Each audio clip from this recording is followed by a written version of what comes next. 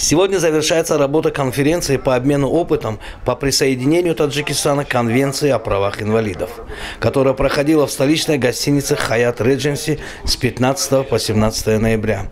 Своим мнением об опыте своих стран рассказали участники мероприятия.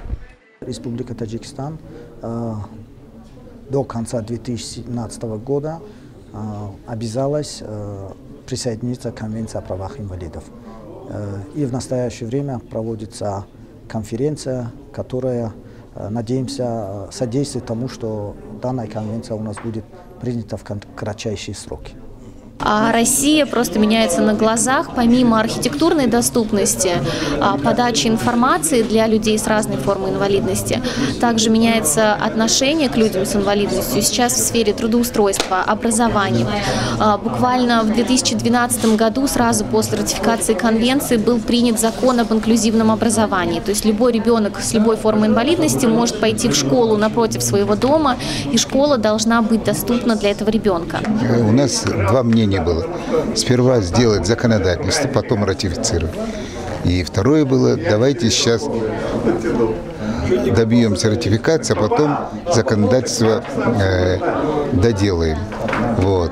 И мы пришли к выводу, что даже если у нас законодательство пока не готово полностью, то давайте ратифицируем, а потом будем... И оно действительно... Я был противник этого, но сейчас согласен, потому что оно дало эффект.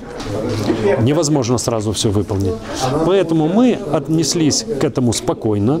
И эти 39 замечаний, которые комитет сделал, я имею в виду мы, это государство с общественностью, трансформировали в план действий, в план мероприятий по устранению этих замечаний.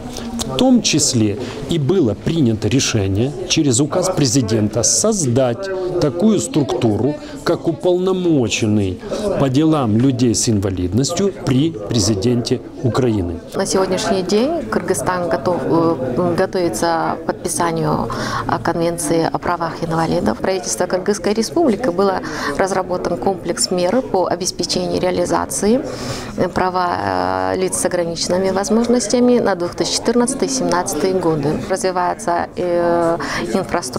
инфраструктура, инклюзивное образование для лиц с ограниченными возможностями здоровья.